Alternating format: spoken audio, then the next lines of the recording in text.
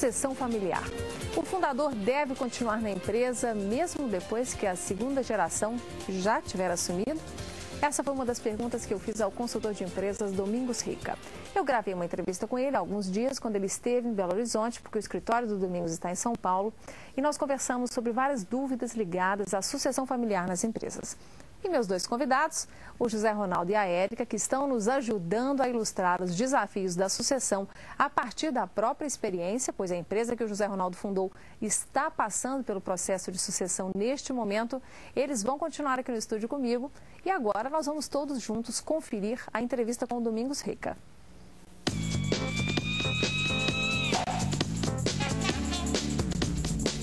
Rica, em geral, quem que toma a iniciativa de começar o processo de sucessão? A primeira geração, a do fundador ou a segunda? Bom, o primeiro passo é a conscientização do fundador. Eu acho que o primeiro passo na sucessão, ele tem que ter a consciência daquilo que ele quer. Se ele não quiser, a gente já vivenciou isso, não dá certo. Eu acho que é o primeiro passo. Hoje, graças a Deus, os próprios fundadores estão buscando muito esse processo porque é a definição de um sonho da vida deles. Então, a perpetuação do negócio deles tem que passar exatamente por uma profissionalização do processo. O que motiva o fundador a dar esse passo de iniciar a sucessão?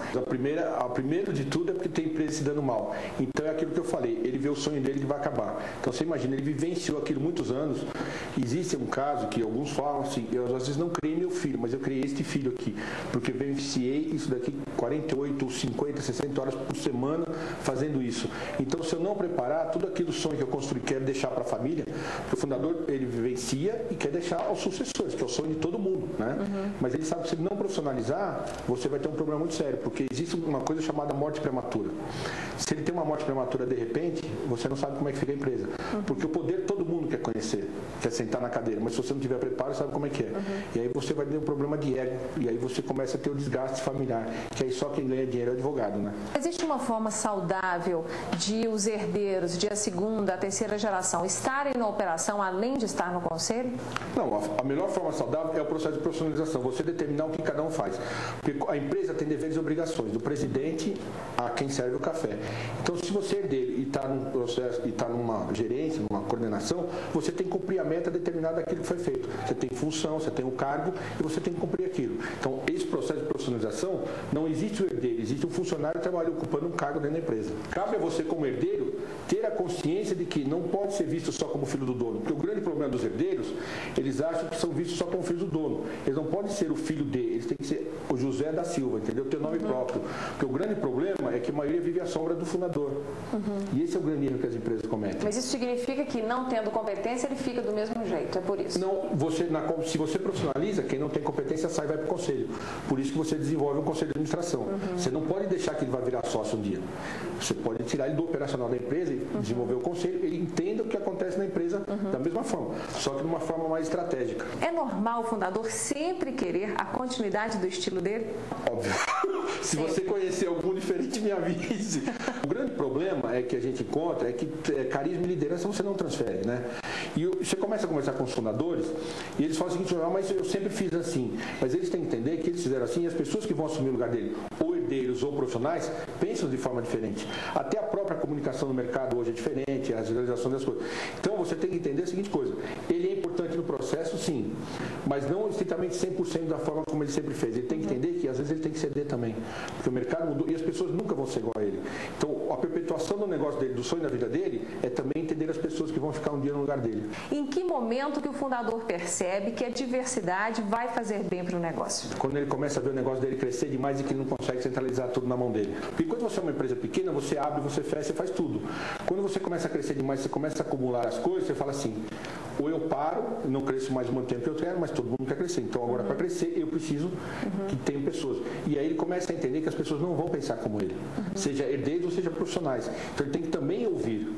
Lógico que a palavra final é sempre dele, e a gente já ouviu isso, aqui a empresa é minha, mandou eu, faz assim, ponto. Né? Mas eles começam a ouvir mais, porque o processo é uma questão da conscientização. E a conscientização vem da própria cabeça dele, porque ele sabe que senão ele não vai perpetuar o negócio dele. Eu já ouvi de herdeiros que estão vivendo esse processo de sucessão, que enquanto o fundador fica andando pelos corredores da empresa, eles não têm sossego para trabalhar, porque são automaticamente comparados. Você acha que isso acontece mesmo, que o fundador tem que sair da operação? Tirar o fundador da empresa, particularmente eu onde eu falo, eu escrevo e tal, eu sou contra, eu acho que ele tem que ficar na empresa, assim, a presença dele é fundamental no processo, entendeu? Ele pode estar no conselho de administração, orientando, fazendo uma série de coisas, fazendo partes estratégicas, buscando novos negócios. A própria palavra dele no negócio é muito forte, o mercado respeita a palavra dele. Então, se de repente ele sai, a empresa pode perder um pouco, né? Porque a cultura, aquela coisa, a credibilidade. Então, eu acho que isso tem que ser uma transição, só quando o cara realmente não tiver mais condições físicas ou acontecer uma morte, que é a única certeza que a gente tem é essa, que ele não está na empresa. Mas o mercado vai enxergar que é ou idade ou foi morte. Agora, você tirar da empresa, isso eu acho suicídio. Por que alguns executivos, quando vão trabalhar em empresas familiares, falam isso num tom de lamento? Eu vivenciei alguns executivos que foram para grandes empresas familiares, o cara trabalha numa empresa, tinha 3 secretários, tinha isso, tinha aquilo. E numa empresa familiar, você não vai ter algumas mordomias. Mordomias que eu digo assim, de secretária, ter isso aqui, como tem nas multinacionais. É você fazer a sua liga. Então o cara está acostumado com algumas regalias que em empresas familiares você não vai achar, porque nem o próprio dono tem. Quer dizer, então, que não é necessariamente uma verdade o que boa parte do mercado pensa? Não, que uma empresa de gestão profissional cresce-se mais rápido do que uma empresa familiar? Com certeza, e tenho exemplos disso, com certeza, que buscam executivos no mercado e que crescem muito mais e que acabam sendo muito mais felizes porque acabam ganhando participação na empresa e acabam fazendo parte do conselho e acabam sendo também fazendo parte da família, como conselheiros do papel principal. As empresas familiares levam alguma vantagem competitiva no mercado? Olha, todas as empresas iniciaram familiares, né? E existe um dilema que diz a seguinte coisa: pai rico, filho nobre, neto pobre, né? É a terceira geração. É verdade? É verdade. Muitas vezes, hoje diminui bastante, porque o grande problema desse processo da empresa familiar é na terceira geração, chamavam-se os agregados, né? As noras ou genros, porque você tinha todo mundo que quer comandar a empresa, você tem 3, 4, 5 ou 6 filhos e um só pode assumir a presidência. Então, imaginando que todo mundo quer, você vai gerar um problema muito grande na família. E é nessa terceira geração que começa a nora ou genro. Por que seu pai deixou você e não deixou o outro? E aquelas coisas todas. Então, a empresa familiar, ela é muito bem-vinda, desde que você entenda a empresa familiar. Ela tem chance de crescimento muito maior que essas empresas SAs de capital aberto. Porque a sua chance de crescimento é muito mais rápida, você demonstra muito mais rápido o seu serviço e você é muito mais rapidamente reconhecido. Agora, também, você não consegue enrolar como você enrola numa empresa grande. Porque o seu negócio é direto. Então, por isso que as pessoas acham que não tem chance. Porque quando você está tratando uma empresa familiar, o dono está lá. Então, ele começa a enxergar e ele trabalha com quem ele confia. E o cara que executa. Se o cara começa, eu sou executivo de só ficar sentado, não executo, não faço, o cara fala, isso não serve para mim. Porque a empresa, na maioria das vezes, é a cara do dono. E é verdade, é o que diz o ditado popular. Então, se o cara é ágil e não sei o quê, ele não vai conseguir trabalhar com alguém parado, com alguém mais tranquilo. É impossível. Ele quer alguém do pique dele para poder dar continuidade no negócio. E isso, na maioria das vezes, é o grande problema dos herdeiros. Porque ele acha que todo mundo tem que pensar como ele. E você não vai achar, entendeu? É muito difícil. Existe alguma época ideal para que a sucessão comece a ser feita? Bom, a gente vivencia várias formas. A sucessão melhor é primeiramente o seguinte, a gente tem que entender, o fundador, ele criou um negócio. E o sonho dele, na maioria das vezes, não é o sonho do filho. Então ele tem que entender, primeiro, ver se o filho quer a sucessão.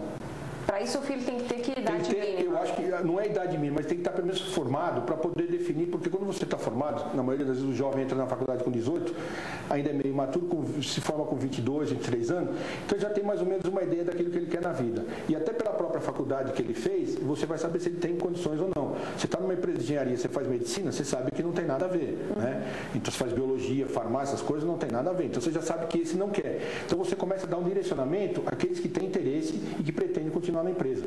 Então eu acho que o momento ideal é assim que o fundador consegue enxergar, aquele que vê que os seus herdeiros e sucessores querem o negócio e começar a prepará-los. Acho que o momento certo não tem data, nem limite. A hora certa é a perpetuação do meu negócio. O fundador, na sua opinião, tem que largar o negócio? Ele tem que sair gradativamente do operacional e do mais do estratégico. Mas tirar o fundador da empresa, minha opinião e o que eu vejo hoje, até que eu digo, é só a morte.